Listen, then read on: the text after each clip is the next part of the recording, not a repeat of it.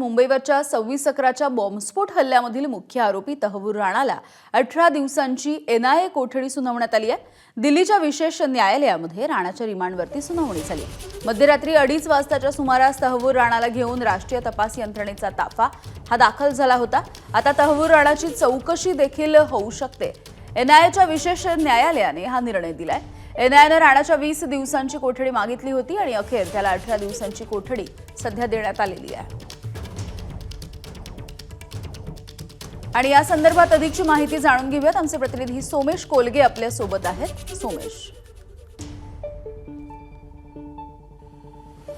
पहाटे 2:30 वाजता एनआयएचं पथक हे तहव्वूर राणाला घेऊन एनआयएच्या मुख्यालयामध्ये दाखल झालं आणि एनआयएने तहव्वूर राणाची चौकशी सुरू केल्याचं समजतंय। एनआयएकडून तहव्वूर राणाच्या वेगवेगळ्या सहभागाविषयी, त्याच्या भूमिकेविषयी, त्याने केलेल्या मदतीविषयीची माहिती घेतली जाणार आहे। त्यासोबतच त्याविषयीचे पुरावे कुठे कुठे असतील याविषयीची माहिती सुद्धा तहव्वूर राणाकडून एनआयए काढून घेईल। एनआयएने जवळपास तासभर युक्तिवाद केला आणि त्यानंतर तहव्वूर राणाची 18 दिवसांची कोठडी मिळवली।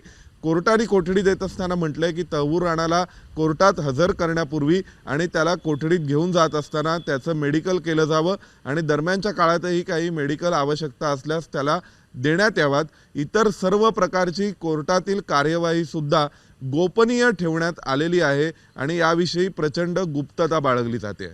Back to studio. एबीपी माझा, उघडा डोळे बघा नीट।